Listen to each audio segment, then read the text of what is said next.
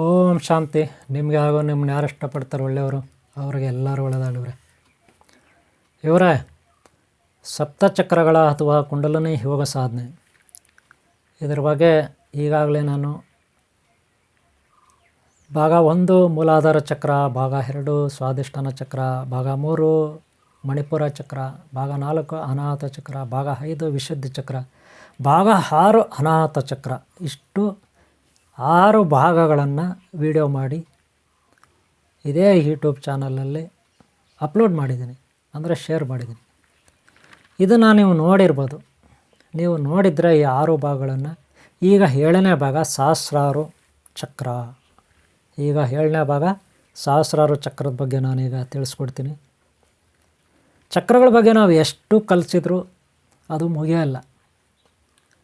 ಮೂಲಾಧಾರ ಚಕ್ರದಿಂದ 6ನೇ ಚಕ್ರವರೆಗೂ, ಮೂಲಾಧಾರ ಚಕ್ರದಿಂದ 6ನೇ ಚಕ್ರವರೆಗೂ ಈಗಾಗಲೇ ನಾನು ವಿಡಿಯೋ ಮಾಡಿ ಅಪ್ಲೋಡ್ ಮಾಡಿದ್ದೀನಿ, ಶೇರ್ ಮಾಡಿದ್ದೀನಿ. ನೀವು ನೋಡಿಲ್ಲ ಅಂದರೆ ನೋಡಿ, ಹಿಂದಿನ ಭಾಗಗಳನ್ನು ನೋಡಿ. ಇದು 7ನೇ ಭಾಗ ಸಹಸ್ರಾರು, ಇದನ್ನು ಕಂಟಿನ್ಯೂ ಮಾಡಿ. ಸಾಮಾನ್ಯವಾಗಿ 6ನೇ ಚಕ್ರವರೆಗೂ ಪ್ರತಿಯೊಬ್ಬರು ಪ್ರಯತ್ನ ಪಡ್ಬೋದು. 6ನೇ ಚಕ್ರವರೆಗೂ ನಮಗೆ ಶಾರೀರಿಕವಾಗಿ ಆರೋಗ್ಯ ಲಭಿಸುತ್ತೆ. ಸಾಧನೆ ಮಾಡಿದ್ರೆ ಏನು ಲಭಿಸುತ್ತೆ? ಆರೋಗ್ಯ ಭಾಗ್ಯ. ಹಾಗೆ ಶರೀರದ ಕಾಲುಗಳು, ನಮ್ಮ ಪ್ರೈವೇಟ್ ಪಾರ್ಟ್ಸು, ಮಲಮೂತ್ರಗಳ ವಿಸರ್ಜನೆ ಮಾಡ್ತೀವಲ್ಲ, ಪ್ರೈವೇಟ್ ಪಾರ್ಟ್ಸ್ ಕರೆಕ್ಟಾಗಿದ್ದರೆ ಮಲಮೂತ್ರಗಳು ಕರೆಕ್ಟಾಗಿ ವಿಸರ್ಜನೆ ಆಗುತ್ತೆ, ಯಾವುದೇ ರೋಗ ಬರಲ್ಲ. ಹಾಗೆ ಕಾಲುಗಳಿಗೆ ಶಕ್ತಿ ಬರುತ್ತೆ. ಟ್ರೈನಲ್ಲಿ, ಬಸ್ನಲ್ಲಿ, ಎಲ್ಲೇ ಆಗಲಿ ನಾವು ಎಷ್ಟೊತ್ತು ಬೇಕಾದ್ರೂ ನಿಂತ್ಕೋಬೋದು. ಅಥವಾ ಪೊಲೀಸ್ ಆಫೀಸರು, ಮಿಲ್ಟ್ರಿ ಆಫೀಸರ್ ಆದರೆ ಎಷ್ಟೊತ್ತು ಬೇಕಾದ್ರೂ ನಿಂತ್ಕೋಬೋದು. ಕಾಲುಗಳಲ್ಲಿ ಸ್ವಲ್ಪನೂ ನೋವು ಬರೋದಿಲ್ಲ. ಆ ರೀತಿ ಟ್ರೈನಿಂಗ್ ಇಲ್ಲಿ ನಾವು ಕೊಡ್ತೀವಿ, ಕಲಿಸ್ತೀವಿ ಮೂಲಾಧಾರ ಚಕ್ರ. ಆನಂತರ ಪ್ರೈವೇಟ್ ಪಾರ್ಟ್ಸು, ಸ್ಯಾಕ್ಸ್ ಅಂತೀವಲ್ಲ, ಅವೆಲ್ಲ ಸದೃಢ ಆಗಬೇಕು, ಬಲಶಾಲಿ ಆಗಬೇಕು. ಅದರಿಂದ ಮಕ್ಕಳಾಗುತ್ತೆ, ಸಂತಾನ ಆಗುತ್ತೆ. ಹಾಗೆ ಎಲ್ಲ ರೀತಿಯಲ್ಲೂ ಆರೋಗ್ಯದಿಂದ ಇರುತ್ತೆ. ಆನಂತರ ಸಣ್ಣ ಕರಳು, ದೊಡ್ಡ ಕರಳು, ಗರ್ಭಕೋಶ, ಹೆಣ್ಮಕ್ಳಿಗೆ, ಕಿಡ್ನಿ, ಎಲ್ಲರಿಗೂ ಅವು ಕೂಡ ಬಲಶಾಲಿಯಾಗಿ ಸದೃಢವಾಗಿ ಆರೋಗ್ಯದಿಂದ ಕೂಡಿರ್ತವೆ. ಅನಂತರ ಹೃದಯ ಭಾಗ, ಹೃದಯ, ಶ್ವಾಸಕೋಶ, ಅವು ಕೆಳಗಡೆ ಇನ್ನೂ ಯಕೃತ್ತು, ಬೇರೆ ಬೇರೆ ಮೇದೋಜೀರಕ ಇವೆಲ್ಲ ಇರುತ್ತೆ. ಕೆಲವೊಂದು ಆರ್ಗ್ಯಾನಿಕ್ ಅಂಗಾಂಗಗಳಿರುತ್ತೆ ಇಲ್ಲಿ ಎದೆಯ ಭಾಗದಲ್ಲಿ. ನಿಮಗೂ ಗೊತ್ತು, ನೋಡಿದರೆ ಮಾನವ ಶರೀರ ಅಲ್ವಾ? ಅವೆಲ್ಲ ಆರೋಗ್ಯದಿಂದ ಕೂಡಿರಬೇಕು. ಈಗ ಹೃದಯ ಎಲ್ಲ ಕರೆಕ್ಟಾಗಿರಬೇಕು, ಶ್ವಾಸಕೋಶ ಕರೆಕ್ಟಾಗಿರ್ಬೇಕಲ್ವ. ಅಷ್ಟಾದಮೇಲೆ ಥೈರಾಯ್ಡ್ ಗ್ರಂಥಿಗಳು. ಥೈರಾಯ್ಡ್ ಗ್ರಂಥಿಗಳಂದರೆ ಗಂಟ್ಲು ಕೆಳಗೆ. ಆಮೇಲೆ ಶ್ವಾಸಪಟಲ, ನಾವು ಮಾತಾಡ್ತೀವಲ್ಲ, ಧ್ವನಿ ಪಟಲ ಅಂತೀವಿ. ಇವೆಲ್ಲ ಕರೆಕ್ಟಾಗಿರ್ಬೇಕು. ಇಲ್ಲಿ ಮಾತಾಡೋಂಥ ನರ ನಾಡಿಗಳು, ಇನ್ನೊಂದು ಮತ್ತೊಂದು ಎಲ್ಲ ಪಾರ್ಟ್ಸು ಕರೆಕ್ಟಾಗಿರ್ಬೇಕು. ಆವಾಗಲೇ ನಮ್ಮ ಕ್ಲಾರಿಟಿ ನಮ್ಮಲ್ಲಿ ಮಾತಾಡಲಿಕ್ಕೆ ಆಗುತ್ತೆ, ಇಲ್ಲಾಂದ್ರೆ ಆಗಲ್ಲ. ಆನಂತರ ನಾಲಿಗೆ ಕೆಳಗಡೆ ಗ್ರಂಥಿ, ಮೂಗು, ಗಂಟಲು, ಕಣ್ಣುಗಳು, ಕಿವಿಗಳು, ಒಳಗಡೆ ಅಂದರೆ ಅಂತರೇಂದ್ರಿಯಗಳು, ಅಂತರ್ಚಕ್ಷು, ಅಂತರ್ಘ್ರಾಣೇಂದ್ರಿಯ ಇತ್ಯಾದಿ, ಶ್ರವಣೇಂದ್ರಿಯ ಇತ್ಯಾದಿ. ಹಾಗೆ ಮೆದುಳು, ಇದೆಲ್ಲ ಇರುತ್ತೆ 6ನೇ ಚಕ್ರದಲ್ಲಿ. ನಮ್ಮ ಆಲೋಚನಾ ಶಕ್ತಿ, ಸದ್ಬುದ್ಧಿ ಇವೆಲ್ಲ ಇರುತ್ತೆ 6ನೇ ಚಕ್ರದಲ್ಲಿ ಅಲ್ವಾ? ಇಷ್ಟನ್ನು ನಾನು ಈಗಾಗಲೇ ನಿಮಗೆ ತಿಳಿಸ್ಕೊಟ್ಟಿದ್ದೀನಿ, ಹಿಂದಿನ ಭಾಗಗಳಲ್ಲಿ ಅಪ್ಲೋಡ್ ಮಾಡಿದ್ದೀನಿ. ಈಗ ಸಹಸ್ರಾರು ಅಂದರೆ ಏನು ನೋಡ್ರಿ. ನಾನು ಆಗಲೇ ಹೇಳಿದೆ, ಇಲ್ಲಿವರೆಗೂ ಕಣ್ಣುಗಳು, ಕಿವಿ, ಇಲ್ಲಿವರೆಗೂ ನಾವು ಪಾಠ ಮಾಡಿದ್ದೀನಿ ಅಂತ.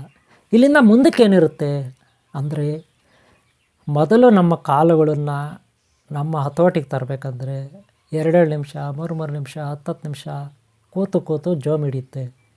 ಆನಂತರ ಅದೇ ಜೋಮು ಸಣ್ಣ ಕರಳು, ದೊಡ್ಡ ಕರಳು, ಪ್ರೈವೇಟ್ ಪಾರ್ಟ್ಸು, ಹೃದಯ, ಶ್ವಾಸಕೋಶ ಇವೆಲ್ಲ ಗ್ರಂಥಿಗಳು, ಇಡೀ ಶರೀರ ಜೋಮ್ ಹಿಡಿಯುತ್ತೆ.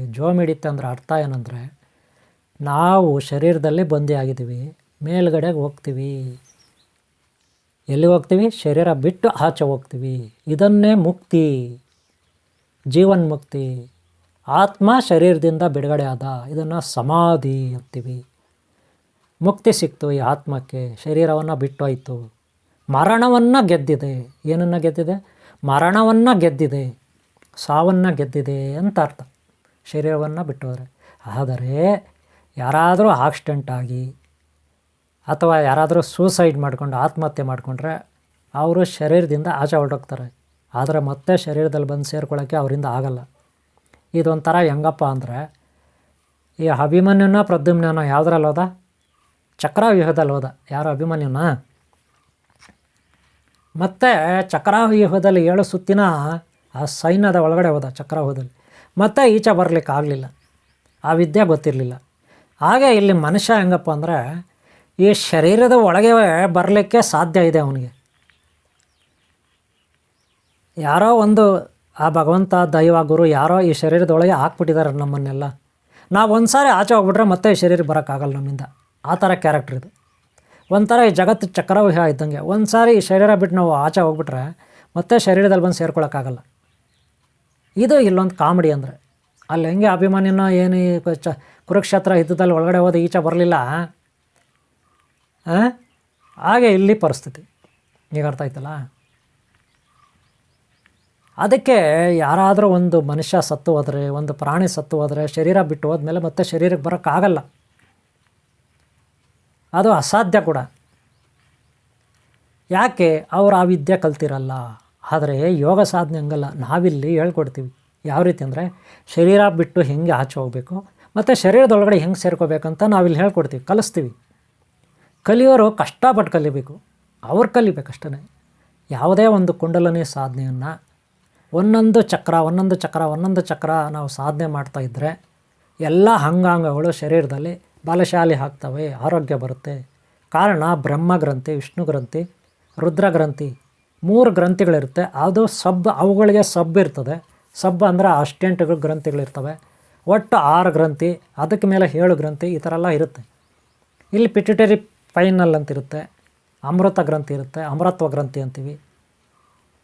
ಅದೇನಾದರೂ ಆಕ್ಟಿವೇಟ್ ಆಗಿಬಿಟ್ರೆ ಅಮೃತ್ವ ಗ್ರಂಥಿ ಇಡೀ ಶರೀರಕ್ಕೆ ಒಳಗಡೆ ಅದು ಹರ್ಕೊಂಡು ಹೋಗುತ್ತೆ, ನದಿ ಥರ ಹರ್ಕೊಂಡು ಹೋಗುತ್ತೆ, ಸ್ಪ್ರೆಡ್ ಆಗುತ್ತೆ. ಇಡೀ ಶರೀರದ ಕಣಗಳು, ಮೂಳೆ ಮಾಂಸ ಕಣಗಳು ಎಲ್ಲವೂ ಅಮೃತ್ವ ಪಡೀತದೆ. ನ್ಯೂಟ್ರನಸ್ ಗೊತ್ತಾಯ್ತಲ್ಲ.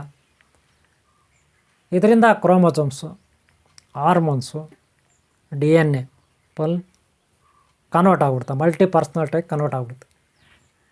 ಮಲ್ಟಿ ಪರ್ಸ್ನಾಲಿಟಿ ಅಂದರೆ ನಾವು ಭೌತಿಕ ಶರೀರ ಮೊದಲು ಹೆಂಗಿದ್ದೀವಿ ಹಂಗಿರಲ್ಲ, ಆಮೇಲೆ ಬೇರೆ ಥರ ಆಗ್ಬಿಡ್ತೀವಿ. ದಿವ್ಯ ಶರೀರ, ದೇವಮಾನವ ಆಗ್ತೀವಿ ನಾವು, ದೈವತ್ವ ಶರೀರ. ಈಗ ಗೊತ್ತಾಯ್ತಲ್ಲ,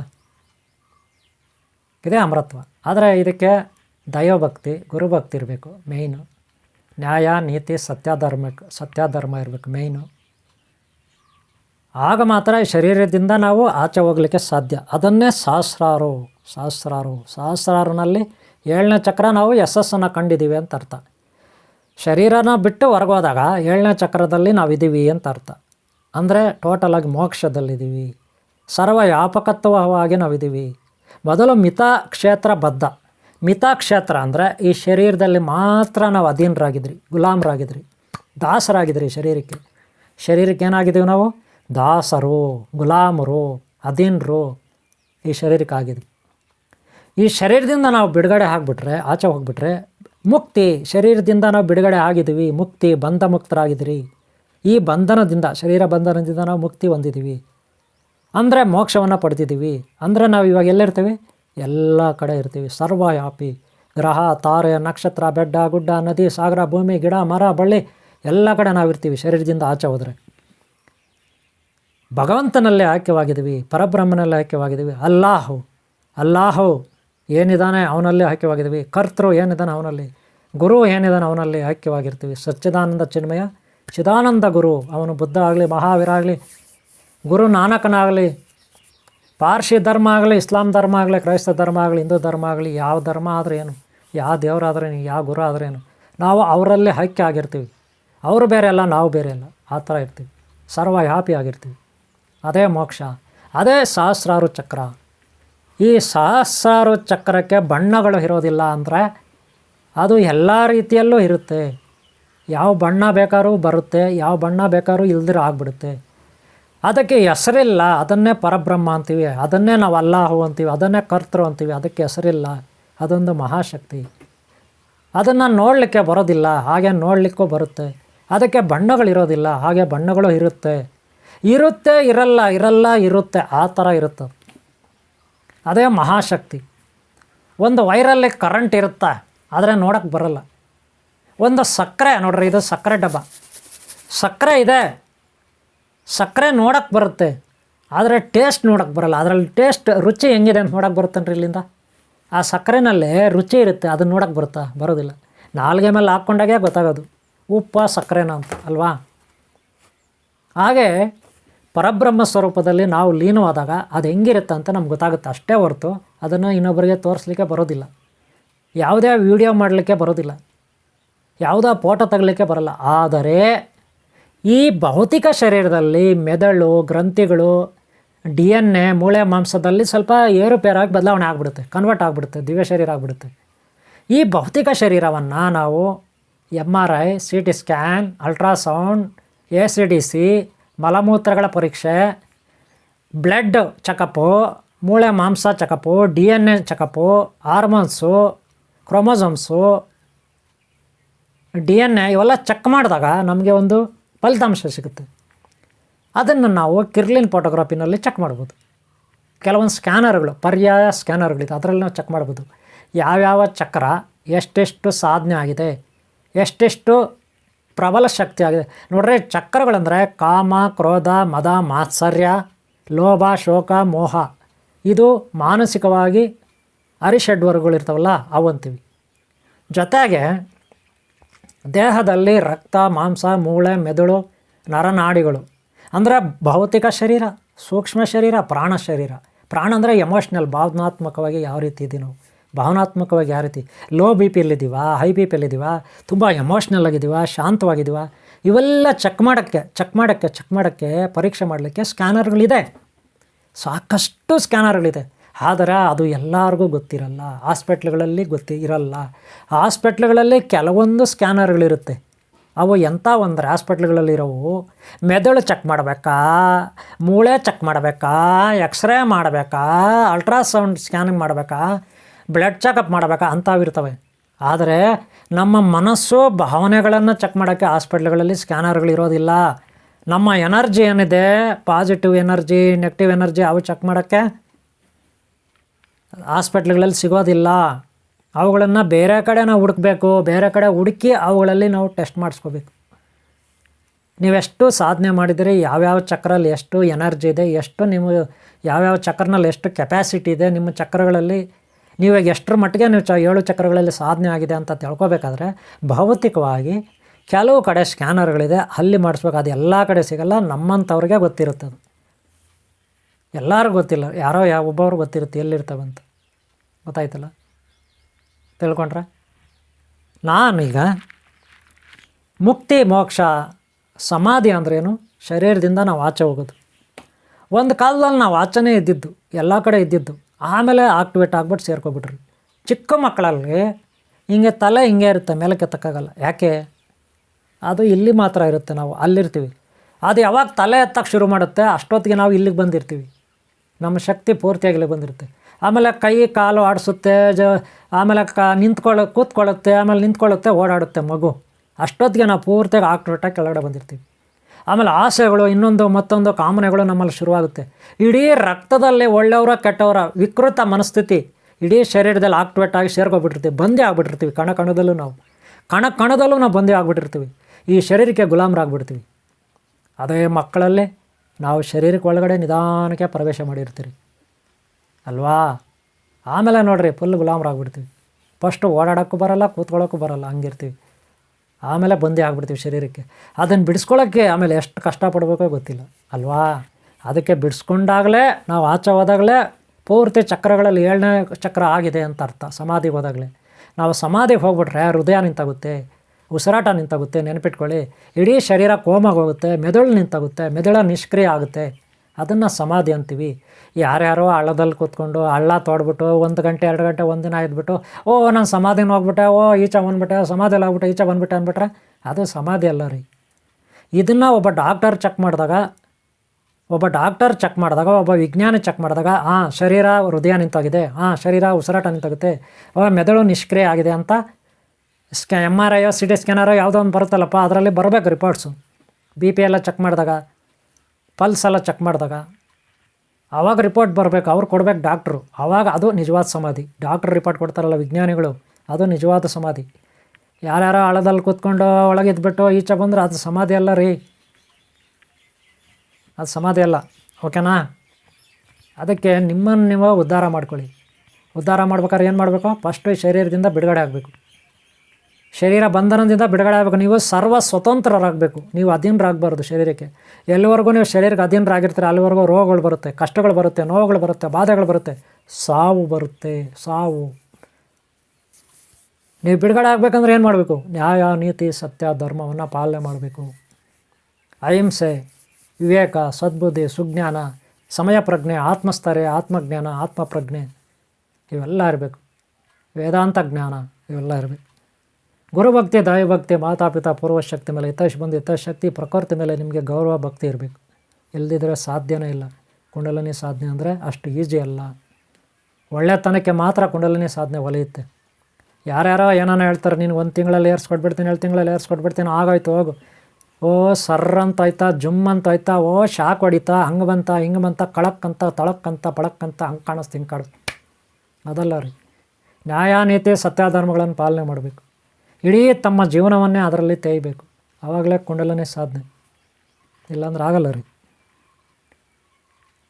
ನೋಡಿ, ನನ್ನ ಸಾಧನೆ ಏನಿದೆ ನನ್ನ ಜೀವನದಲ್ಲಿ, ಸುಮಾರು ವರ್ಷಗಳ ಕಾಲ ನಾನು ನನ್ನದೇ ಆದ ಒಂದು ಅನುಭವದಲ್ಲಿ ಸೆಲ್ಫ್ ರಿಸರ್ಚರ್ ಅಂದರೆ ಸ್ವಯಂ ಸಂಶೋಧಕ, ನನ್ನದೇ ಆದ ಒಂದು ಸಂಶೋಧನಾ ಕೇಂದ್ರ ಇತ್ತು. ಸಂಶೋಧನಾ ಕೇಂದ್ರ ಸಾಕಷ್ಟು ಸ್ಕ್ಯಾನರ್ಗಳಿಟ್ಟು, ಸಾಕಷ್ಟು ಬಂಡವಾಳ ಹಾಕಿ, ಸ್ಕ್ಯಾನರ್ಗಳು ಇನ್ನೂ ಏನೇನೋ ಅದಕ್ಕೆ ಬೇಕಾಗಿರೋದು, ದೈಹಿಕವಾಗಿ, ಮಾನಸಿಕವಾಗಿ, ಭಾವನಾತ್ಮಕವಾಗಿ ಏನೆಲ್ಲ ಇನ್ಸ್ಟ್ರೂಮೆಂಟ್ಸ್ ಬೇಕು, ಸ್ಕ್ಯಾನರ್ಗಳು ಬೇಕು.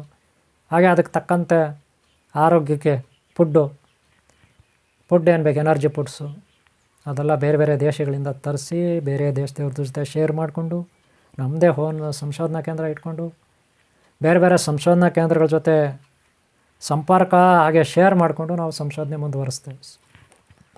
ಆದಷ್ಟು ಅನುಭವ ಇದೆ. ಈ ಜಗತ್ತಿನಲ್ಲಿ ನಾವು ಎಷ್ಟು ಕಲ್ತಿರೋದಕ್ಕೆ ಕೊನೆಯಿಲ್ಲ. ನನ್ನ ಅನುಭವಗಳನ್ನು ನಾನು ನಿಮ್ಮ ಮುಂದೆ ಇಡಬೇಕಂತ ಅನ್ನಿಸ್ತು. ಅದಕ್ಕೆ ಯೂಟ್ಯೂಬಲ್ಲಿ ಕೂತ್ಕೊಂಡೆ. ಇವತ್ತು 7ನೇ ಚಕ್ರ ಇಲ್ಲಿ ಮುಗಿಸ್ತಾ ಇದ್ದೀನಿ. ನೀವು ಬೇರೆ ಅಲ್ಲ, ಜಗತ್ತಿನಲ್ಲಿರೋ ಪರಬ್ರಹ್ಮ ಬೇರೆ ಅಲ್ಲ, ಅದೇ 7ನೇ ಚಕ್ರ.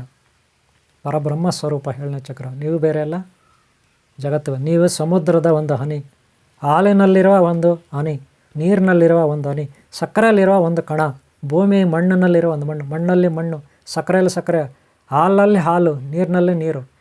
ಪರಬ್ರಹ್ಮನಲ್ಲಿ ನೀವು ಆತ್ಮ, ಆತ ಪರಮಾತ್ಮ, ಎರಡೂ ಒಂದೇ, ಬೇರೆ ಅಲ್ಲ ರೀ. ಅದನ್ನು ಯಾವಾಗ ನೀವು ಪಡಿತೀರ ಅವಾಗ ನೀವು ಮಹಾನ್, ಸುಪ್ರೀಂ ಪವರ್, ಸೂಪರ್ ಮ್ಯಾನ್, ಮಹಾಶಕ್ತಿ. ನೀವೇ ಪರಬ್ರಹ್ಮ ಸ್ವರೂಪ ಶಕ್ತಿ. 7ನೇ ಚಕ್ರ ಇದು. ಈಗ ಅರ್ಥ ಆಯ್ತಲ್ಲ? ಇಲ್ಲಿ ಮುಗಿಸ್ತಾ ಇದ್ದೀನಿ. ನೀವು ಎಷ್ಟು ಚಕ್ರಗಳಲ್ಲಿ ಸಾಧಿಸಿದಿರಿ, ಯಾವ್ಯಾವ ಸಾಧಿಸಿದಿರಿ, ಹೇಗೆ ಸಾಧಿಸಿದಿರಿ, ಅದೆಲ್ಲ ಕಿರ್ಲಿನ್ ಫೋಟೋಗ್ರಫಿಗಳಲ್ಲಿ ಬರುತ್ತೆ, ಸ್ಕ್ಯಾನರ್ಗಳಿರುತ್ತೆ, ನೀವು ಚೆಕ್ ಮಾಡಿಸ್ಬೋದು. ನಾನು ಅದ್ರ ಬಗ್ಗೆ ಒಂದು ಪಾರ್ಟ್ ಬೇಕಾದ್ರೆ ನೆಕ್ಸ್ಟ್ ಮಾಡ್ತೀನಿ. 7 ಚಕ್ರಗಳ ಬಗ್ಗೆ ಈಗಾಗಲೇ 6 ಚಕ್ರಗಳ ಬಗ್ಗೆ ಮಾಹಿತಿ ಕೊಟ್ಟಿದ್ದೆ. 7ನೇ ಚಕ್ರ ಇಲ್ಲಿ ಮುಗಿಸ್ತಾ ಇದ್ದೀನಿ. ನಿಮ್ಮೆಲ್ಲರೂ ಒಳ್ಳೆಯದಾಗಲಿ. ಆನ್ಲೈನ್ ಕ್ಲಾಸಸ್ ಇರುತ್ತೆ ಇಲ್ಲಿ. ಆನ್ಲೈನ್ ಕ್ಲಾಸಸ್ಸಲ್ಲಿ ಹೆಡ್ಲೈನ್ಸ್ ಕಲೀರಿ. ನಿಮ್ಮ ಮನೆಗಳಲ್ಲಿ ಕೂತು ಅಥವಾ ಎಲ್ಲೋ ಒಂದು ಕಡೆ ಕೂತು ನೀವು ಧ್ಯಾನ ಮಾಡಿ, ತಪಸ್ಸು ಮಾಡಿ, ಡೈಲಿ 2 ನಿಮಿಷ 5 ನಿಮಿಷ ಅಷ್ಟೇ ಕಷ್ಟಪಟ್ಟು ಕಲೀರಿ, ಸಾಧನೆ ಮಾಡಿ. ನಿಮ್ಗೆ ಒಳ್ಳೆಯದಾಗಲಿ, ಯಶಸ್ಸನ್ನು ಕಾಣ್ರಿ ಅಂತ ಬಯಸ್ತೀನಿ. ನಿಮ್ಮೆಲ್ಲರೂ ಒಳ್ಳೆಯದಾಗಲಿ ಅವರೇ. ಈ ವಿಡಿಯೋ ನಿಮ್ಗೆ ಇಷ್ಟ ಆದರೆ ಒಂದು ಲೈಕ್ ಮಾಡಿ. ಹಾಗೆ ಹಿಂದಿನ ಭಾಗಗಳು ನೋಡಿ, ಹಾಗೆ ಮುಂದೆ ಆಗ್ತಕ್ಕಂಥ ವಿಡಿಯೋಗಳು ನೋಡಿ. ಓಂ ಶಾಂತಿ. ನಿಮ್ಮೆಲ್ಲರೂ ಒಳ್ಳೆಯದಾಗಲಿ. ಆ ಪರಮೇಶ್ವರ ಶಕ್ತಿ ಎಲ್ಲರೂ ಒಳ್ಳೇದು ಮಾಡಿ. ಓಂ ಶಾಂತಿ, ಓಂ ಶಾಂತಿ, ಓಂ ಶಾಂತಿ. ಒಂದು ಲೈಕ್ ಮಾಡೋದು ಮರಿಬೇಡಿ ಇವರೇ. ಓಂ ಶಾಂತಿ, ಓಂ ಶಾಂತಿ, ಓಂ ಶಾಂತಿ. ಎಲ್ಲರೂ ಒಳ್ಳೆಯದು.